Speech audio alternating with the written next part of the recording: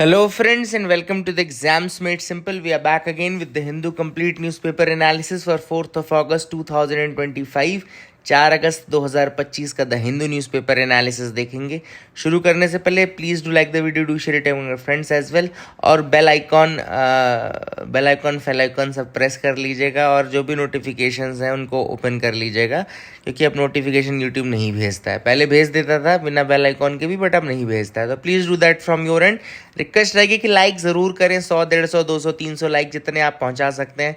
हर आदमी अपनी रिस्पॉन्सिबिलिटी समझे इस चीज़ को, और प्लीज़ देख रहे हैं तो लाइक ज़रूर करें, कुछ कमेंट कर दीजिए, आड़ा टेढ़ा कुछ भी कमेंट कर दीजिए।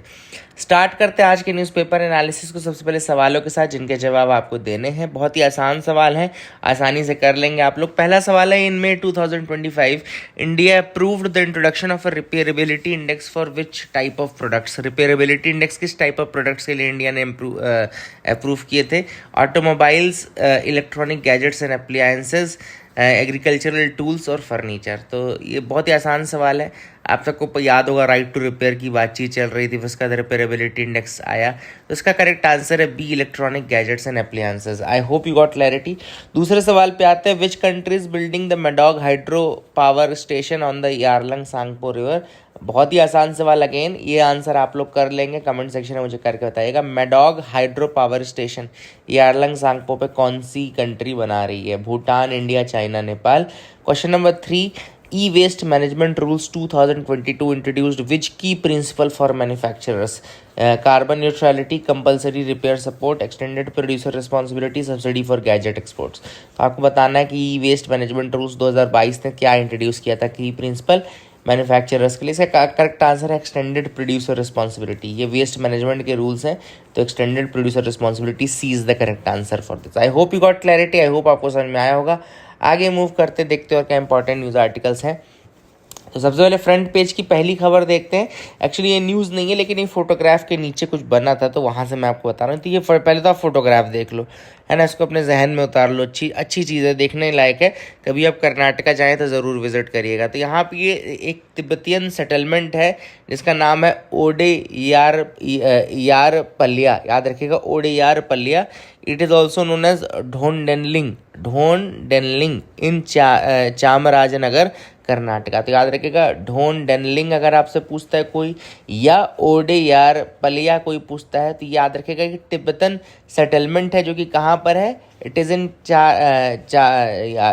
चामराजनगर, कर्नाटका। ठीक है ना, तो ये इंपॉर्टेंट रहेगा, याद रखेगा। आई hope you got clarity. It is part of a larger Tibetan landscape in the area.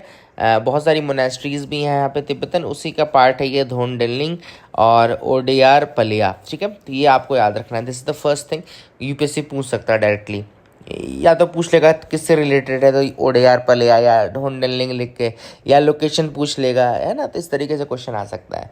दूसरी न्यूज़ पे आते हैं, bio fortified potatoes with added iron to hit Indian market soon.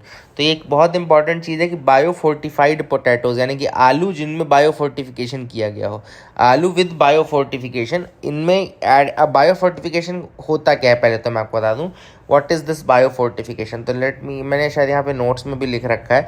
Bio fortification एक प्रोसेस है of breeding और modifying crops to increase their nutritional value, especially by enhancing levels of essential vitamins and minerals like iron, zinc and vitamin A। Mainly iron, zinc, vitamin A इसमें add किया जाता है। Essential vitamins और minerals कुछ भी आप add कर सकते हैं। न्यूट्रिशनल वैल्यू, जब भी आपको लगता है कि किसी प्रोडक्ट में कम हो रही है, किसी रीजन में बहुत ज़्यादा ज़रूरत है इसकी, तो आप इसको ऐड करते हैं in the process of breeding और modify the crop. You modify the crop, है ना। तो that is what bio fortification means.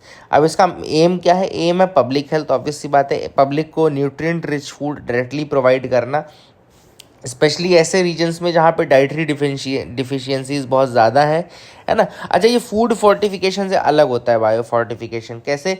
Food fortification में जो फोर्टिफिकेशन होता है वो प्रोसेसिंग के दौरान होता है, प्रोसेसिंग करते समय। वहीं बायो फोर्टिफिकेशन क्या होता है? ये न्यूट्रिशनल इंप्रूवमेंट को प्लांट में ऐड करता है ड्यूरिंग द ग्रोथ के समय ही करता है। तो बायो फोर्टिफिकेशन में आप ग्रोथ के समय करते हो, और फूड फोर्टिफिकेशन में आप प्रोसेसिंग के दौरान ऐड करते हो। ठीक है ना। फूड फोर्टिफिकेशन का एक एग्जांपल है वो आपका गोल्डन राइस, है ना। गोल्डन राइस आपको याद होगा, उसमें बीटा कैरोटीन ऐड होता है विटामिन ए के लिए। ठीक है। तो आप ये बायो फोर्टिफाइड पोटैटोज याद रखिएगा, this is going to come in the Indian market soon. ठीक है, स्पेशली जो इसका सेंटर भी है वो आगरा में बनाया जा रहा है। आगरा की बेल्ट जो इंडो गैंगेटिक बेल्ट है वो लार्जेस्ट पोटैटो प्रोड्यूसिंग बेल्ट है वर्ल्ड का, तो याद रखेगा। आगे मूव करते हैं, देखते हैं और क्या इंपॉर्टेंट न्यूज़ आर्टिकल है। यहाँ पे एक गज पायना, what is this Gaja Payana? तो it's a symbolic march of elephants. Gaja Payana is the symbolic march of elephants. कहाँ होता है ये? मैसूरू में होता है, before the Dasara festival. Dasara festival के पहले होता है Gaja Payana. Traditional but symbolic march of elephants from forest to the city. ये फॉरेस्ट यानी नगर होल वाला रीजन जो है, नगर होल से सिटी तक पूरा ये वॉक होती है एलिफेंट्स की, गज पायना कहते हैं इसको। ठीक है ना, I hope you got clarity again. आगे मूव करते हैं, देखते क्या इंपॉर्टेंट न्यूज़ आर्टिकल है। Philippines president to visit India as two sides look to deepen maritime ties. बहुत ज़्यादा इसमें कुछ एसेंशियल खबर नहीं थी, बट याद रखिएगा इंडिया जो है वो होस्ट करेंगे Philippines president Ferdinand Romualdez Marcos junior को, है ना, 4 अगस्त से 8 अगस्त तक। And this will be the first visit by president Marcos junior who is son of the former president Ferdinand Marcos who visited India 1976। तो इनके पिताजी फर्डिनेंड मैक्रोस 1976 में आए थे, उसके बाद अब ये आ रहे हैं, पहली विजिट है इनकी, है ना। राजघाट भी जाएंगे महात्मा गांधी की जहाँ समाधि है। बहुत ज़्यादा इंपॉर्टेंट नहीं, बट हाँ ये याद रखना कि मैरीटाइम टाइज हम स्ट्रॉन्ग कर रहे हैं। किसके साथ कर रहे हैं? ये आप फिलीपींस के साथ। Stop selling China mega dam bogey to push Siang project. Now this a very important news article, बहुत अच्छी इंपॉर्टेंट न्यूज़ आर्टिकल, याद रखिएगा। अभी तो पहले मैंने आपको बताया, क्वेश्चन पूछा ही था मेडॉक के बारे में, उसका आंसर भी आपको यहाँ मिल जाएगा, आज जिसने नहीं किया है कर देना। तो अब देखो यहाँ पे एक्टिविस्ट और फार्मर्स जो अरुणाचल प्रदेश रीजन में है, एक्टिविस्ट एंड फार्मर्स जो अरुणाचल प्रदेश रीजन में है, उनका ये कहना है कि इंडियन गवर्नमेंट क्या कर रही है, चाइना के मेडॉक प्रोजेक्ट, मेडॉक यानी कि चाइना का जो मेडॉक प्रोजेक्ट है on the Yarlung Tsangpo river, उसको बेचकर, मतलब बेचकर नहीं, मतलब उसको उसके बारे में बोलकर अपना एक अलग प्रोजेक्ट स्टार्ट कर दिया है उसने, जिसको हम संप बोलते हैं, सियांग अपर मल्टीपर्पज़ प्रोजेक्ट। याद रखिएगा, सियांग अपर मल्टीपर्पज़ प्रोजेक्ट, याद रखिएगा। This is built on Siang river. Siang river flow होती है तिब्बत से अरुणाचल प्रदेश में, याद रखिएगा। Siang flows into Arunachal Pradesh from Tibet and then joins the other rivers to become Brahmaputra in Assam. ये सियांग फिर दूसरी नदियों में, फिर सियांग भी ट्रिब्यूटरी ही है ब्रह्मपुत्र की, एक तरीके से कहना चाहिए। सियांग फिर ब्रह्मपुत्र में मिल जाती है। तो वहाँ के फार्मर्स और वहाँ के जो एक्टिविस्ट हैं, उनका ये कहना है कि गवर्नमेंट क्या कर रही है कि मेडॉक प्रोजेक्ट से डरा करके, भैया मेडॉक प्रोजेक्ट के नाम पे डरा के, जिसको जो यारलंग सांगपो है चाइना का, उससे डरा करके इंडिया एक संप प्रोजेक्ट भी स्टार्ट कर रही है। और दिक्कत ये होगी कि संप प्रोजेक्ट जो है it would flood nearly 27 villages in Arunachal Pradesh. लगभग आपके 27 गांव जो है अरुणाचल प्रदेश के वो डूब जाएंगे। लगभग 1.5 लाख लोगों को डिस्प्लेसमेंट करना पड़ेगा, मोस्टली आदि ट्राइब। यहाँ पे एक नाम भी है आदि ट्राइब, थोड़ा सा मैं उसके बारे में बता दूं कि Adi tribe mostly Siang, west Siang, east Siang और लोअर दिबांग वैली में रहते हैं अरुणाचल प्रदेश के। आदि का मतलब होता है हिल और माउंटेन पीपल। उनकी भाषा जो है वो आदि लैंग्वेज है विच बिलोंग्स टू द तानी group of the Sino Tibetan language family. तो ये कुछ बेसिक फैक्ट्स आप याद रख सकते हैं आदि ग्रुप के रिगार्डिंग। तो वही उन्होंने कहा कि भैया मेडॉक प्रोजेक्ट ठीक है 60,000 मेगावाट का है, लेकिन उस प्रोजेक्ट के नाम पे आप दूसरा प्रोजेक्ट आप मत स्टार्ट कर दो, है ना, क्योंकि वो नुकसान करेगा। I hope you got clarity. अगली न्यूज़ है, scientists use AI designed proteins to generate immune cells. Now साइंटिस्टों ने यूज़ किया है AI designed protein to generate immune cells. अब देख लेते हैं इस न्यूज़ में क्या है। इस न्यूज़ में एक्चुअली 2 टर्म्स बहुत ज़्यादा आए हैं। एक आया, देखो यहाँ पे notch signalling, you can see this term notch signalling, एक टर्म यहाँ पे दिख रहा है आपको। एक टर्म आपको यहाँ पे दिख रहा होगा होम्योस्टेसिस। तो आपको 2 चीज़ें तो देखो नई सीखने को मिलेगी ही, नॉच सिग्नलिंग और होम्योस्टेसिस। अब क्या है ये मैं बता देता हूँ, साइंटिस्टों ने किया क्या है। तो साइंटिस्ट की एक टीम है हार्वर्ड में which has used artificial intelligence to design special proteins. इन्होंने स्पेशल प्रोटीन डिज़ाइन किया है that helps the body to produce more immune cells, specially T cells. जो टी सेल्स होते हैं ना, इम्यूनिटी सेल्स कौन से होते हैं? टी सेल्स होते हैं। तो बॉडी में ज़्यादा टी सेल्स डेवलप हो उसके लिए AI का यूज़ किया गया है, ठीक है ना। और ये क्यों इंपॉर्टेंट है? क्योंकि ऑब्वियस होता है इम्यूनिटी सेल्स ही डिसीज़ से लड़ते हैं, तो वायरल इन्फेक्शन से लड़ते हैं, ये सारी चीज़ों के लिए। अब होता क्या है, देखो बॉडी के अंदर एक सिग्नलिंग पाथवे होता है जिसको हम बोलते हैं notch signalling pathway. Notch signalling pathway क्या होता है? एक नेचुरल सिस्टम है जिससे हमारी बॉडी इमेच्योर सेल्स को फंक्शनल इम्यून सेल्स में कन्वर्ट करती है। याद रखिएगा, नॉच सिग्नलिंग पाथवे एक नेचुरल सिस्टम है बॉडी का जिसकी मदद से immature cells develop into functional immune cells like T cells. ठीक है ना? तो इमेच्योर सेल्स का टी सेल्स में कन्वर्जन जो होता है वो नॉच सिग्नलिंग पाथवे के थ्रू होता है। ठीक है, अभी तक कोई इफेक्टिव टूल नहीं था इस पाथवे को एक्टिवेट करने का, बट ये जो एआई टूल बनाया गया ना उससे एक्चुअली यही कर रहे हैं। उस एआई टूल से नॉच सिग्नलिंग पाथवे को, जो ये पाथवे है, इसको एक्टिवेट कर दिया जाता है ताकि ज़्यादा ज़्यादा इमेच्योर सेल्स टी सेल्स में कन्वर्ट हो जाए। ठीक है, दूसरी चीज़ होम्योस्टेसिस जो मैंने बताया, homeostasis is the body's way to keep everything balanced and stable. Homeostasis से क्या होता है? बॉडी के अंदर बैलेंस और स्टेबिलिटी बनाए रखने का एक मैकेनिज्म है होम्योस्टेसिस। ठीक है ना? कुछ भी हो रहा हो, एक बॉडी के अंदर जो इक्विलिब्रियम है, यानी बॉडी का टेम्परेचर या शुगर लेवल या immune response, all these things are basically balanced by way of homeostasis. तो I hope you will remember that as well.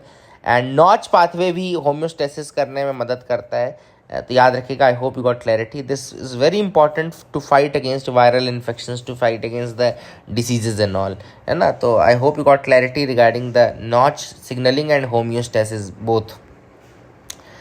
Editorial part पे आते हैं। Let's come to the editorial part. The first is right to repair must include right to remember. Now this is very good article, very good article. Right to repair की बात चल रही है। आप सबको पता होगा कि 2025 में रिपेयरेबिलिटी इंडेक्स जो है वो प्रपोजल इंट्रोड्यूस किया, गवर्नमेंट ने एक्सेप्ट किया, इंडियन गवर्नमेंट ने। और इसमें बेसिकली इन्होंने बोला कि ये इंडेक्स क्या करेगा? It will rate the mobile phones and applications based on how easy they are to repair, how easily you can get spare parts and how long software support is provided. ठीक है ना?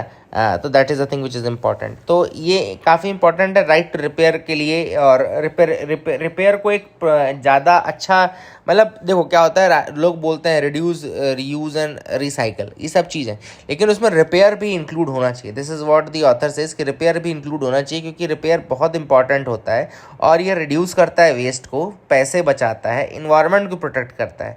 तो you should not focus only on recycling but repair, it actually comes before recycling. Recycling से भी पहले repair आता है। ठीक है ना?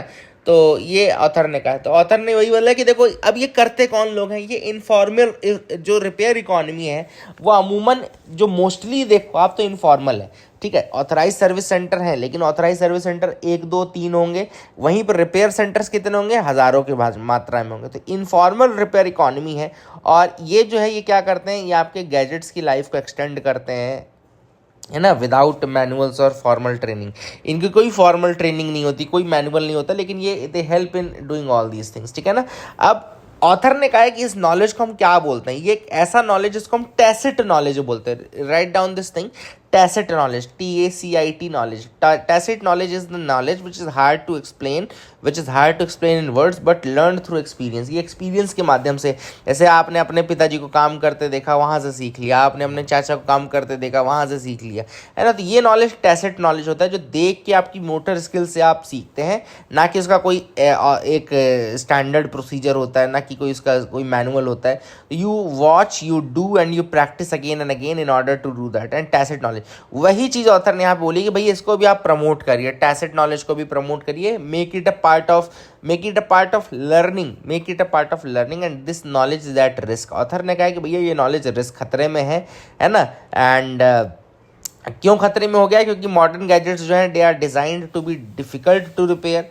ज़्यादा कंज्यूमर्स भी आजकल यूज़ एंड थ्रो की फिलॉसफी यूज़ करने लगे हैं, है ना? एंड इनफॉर्मल रिपेयरर्स को जो है वो पॉलिसी से बाहर रखा जाता है, ट्रेनिंग प्रोग्राम से ऑफिशियल रिकॉग्निशन नहीं दिया जाता, है ना?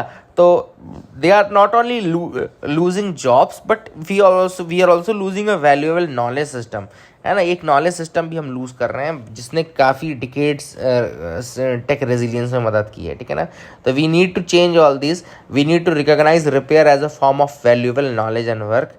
We need to include repairers in AI and digital policy discussions. We need to provide support and training. We need to update design standards. And we need to use AI and digital tools to document and share repair wisdom without losing the context and all. ठीक है ना?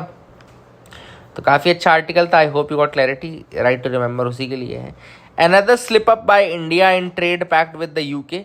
अब आप सबको पता है कि India ने यूके के साथ एक एफटीए किया जिसका नाम है सीईटीए है ना, कॉम्प्रिहेंसिव इकोनॉमिक ट्रेड एग्रीमेंट किया है, ठीक है। उसमें ऑथर ने कहा कि दो चीज़ें इंडिया ने ऐसी बोल दी हैं जो इंडिया की फिलॉसफी के अगेंस्ट है। पहली चीज़, उन्होंने मेडिसिन और इंटेलेक्चुअल प्रॉपर्टी लाइसेंसिंग में वॉलंटरी लाइसेंसिंग को प्रमोशन किया है, वॉलंटरी लाइसेंसिंग। लेकिन इंडिया ने हमेशा से अपनी जो इंटरनल मैकेनिज्म है उसमें कंपलसरी लाइसेंसिंग यूज़ की है। कंपलसरी लाइसेंसिंग क्या होती है? देखो, जब कोई पेटेंटेड मेडिसिन रहती है, मान लो उसका प्राइस बहुत ज़्यादा है और वो बहुत नेसेसरी है फॉर इंडियाज़ हेल्थ सिस्टम है ना, तो इंडिया उसके लिए फोर्स करता है कंपनी को to allow to make their patented medicine, मतलब कंपलसरी लाइसेंसिंग ग्रांट कर देता है, जिससे इंडियन जो फार्मास्यूटिकल कंपनीज हैं वो भी वो मेडिसिन बना सकते हैं, है ना, और ये फोर्सफुल रहेगा। और ये चीज WTO के अंदर भी हमारी एक्सेप्टेड है, ठीक है ना। अब आप एक तरफ ये कंपलसरी लाइसेंसिंग आप करते थे, क्यों इंपॉर्टेंट था कंपलसरी लाइसेंसिंग? क्योंकि बहुत सारी दवाइयाँ ऐसी जो इतनी महंगी हो जाती हैं पेटेंट होने के कारण कि वो अफोर्डेबिलिटी का ही नहीं रहता और वो मैन्युफैक्चर भी नहीं होती है इंडिया में। जैसे इंडिया ने कंपलसरी लाइसेंसिंग दिया था नैटको फार्मा का, कैंसर ड्रग का, जिसमें वो दवाई 2.8 लाख की मिलती है, वहीं से उसकी वैल्यू घट के 8,800 रुपये हो गई बिकॉज ऑफ कंपलसरी लाइसेंसिंग। तो ऑथर ने कहा कि ये बहुत इंपॉर्टेंट है इंडिया में कंपलसरी लाइसेंसिंग, और आप अपने अगर ट्रेड एग्रीमेंट से वॉलंटरी लाइसेंसिंग बोलोगे तो आप अपनी फिलॉसफी से भटक जाओगे। दूसरी चीज़ इंडिया ने ये भी कहा था कि you want the technology transfer from the developed country to the developing country, ठीक है ना। आप कहते हो कि टेक्नोलॉजी ट्रांसफ़र भी होना चाहिए, और इंडिया हैज़ ऑलवेज बैक्ड कि भैया हाँ, जो रिच कंट्रीज़ हैं वो पुअरर कंट्रीज़ को, यानी कि डेवलप्ड कंट्रीज़ जो हैं वो डेवलपिंग कंट्रीज़ को टेक्नोलॉजी ट्रांसफ़र करें। लेकिन इस बार उन्होंने इस भाषा को भी सॉफ्ट कर दिया है। The language has been softened in this CETA CETA, है ना। तो वही ऑथर ने ये भी बोला कि ये सब अगर आप सॉफ्ट करते जाएंगे, वॉलंटरी लाइसेंसिंग और जो आपका टेक्नोलॉजी ट्रांसफ़र है, तो फिर आप एक तरीके से अपने कोर प्रिंसिपल से हट रहे हो। देखो यहाँ लिखा ना, देखो, India is also banking down from its earlier strong position on technology transfer. तो अब उन्होंने सॉफ्ट स्टैंड रखा है, जबकि हम WTO के जब भी मंच पे पहुँचते हैं तो हम हमेशा अपना स्टैंड बहुत क्लियर रखते हैं, बट पता नहीं क्यों हमने एग्रीमेंट बनाते समय उसको सॉफ्ट कर दिया, ठीक है। तो I hope you got clarity regarding that as well. एक आर्टिकल आया था, how does world bank classify countries by income. तो यहाँ पे देख लो, यहाँ पे क्राइटेरिया है वर्ल्ड बैंक का क्लासिफिकेशन का, 4 ग्रुप्स में करता है: low income, lower middle income, upper middle income और हाई इनकम कंट्रीज। 4 कंट्रीज हैं: low income country, lower middle income, upper middle income and higher income. Classification कैसे होता है? क्लासिफिकेशन है ग्रॉस नेशनल इनकम के बेसिस पे per capita, gross national income per capita, याद रखिएगा, GNI पर कैपिटा के बेसिस पे होता है। Total income of the country including the money earn from abroad divided by total population, ठीक है ना, फिर उसको US डॉलर में कन्वर्ट कर देते हैं। अब ये लोअर इनकम कंट्रीज वो हैं जो $1135 और लेस पर कैपिटा है। लोअर मिडिल इनकम वो हैं जो $1136 से $4495 तक। अपर मिडिल इनकम है $4496 से $13,935 तक, और हाई इनकम है मोर देन $13,935, ठीक है ना। कंट्रीज़ क्या ऊपर नीचे हो सकती हैं, यस, जैसे जैसे उनका GNI पर कैपिटा बढ़ता जाएगा वो चेंज होती जाएंगी, ठीक है ना। तो I hope you got clarity regarding that as well. आगे मूव करते हैं, देखते हैं और क्या इंपॉर्टेंट न्यूज़ आर्टिकल है जिनके बारे में हमको डिस्कस करना है। You can move head with me, बिल्कुल आप मेरे साथ बढ़ सकते हैं। यहाँ पे वोल्केनो है रशिया के फार ईस्ट में जो इरप्ट हुआ है for the first time in 450 years. पहली बार 450 सालों में इरप्ट हुआ है। कामचाटका रीजन है, एक्चुअली ईस्टर्न कामचाटका रीजन है वहाँ पर ये इरप्ट हुआ है। इसका नाम देख लो, क्या है नाम इसका है, क्राशेनिनिकोव वोल्केनो। देखो लिखा है ना, क्राशेनिनिकोव वोल्केनो, ठीक है ना। तो I hope you got clarity regarding that as well.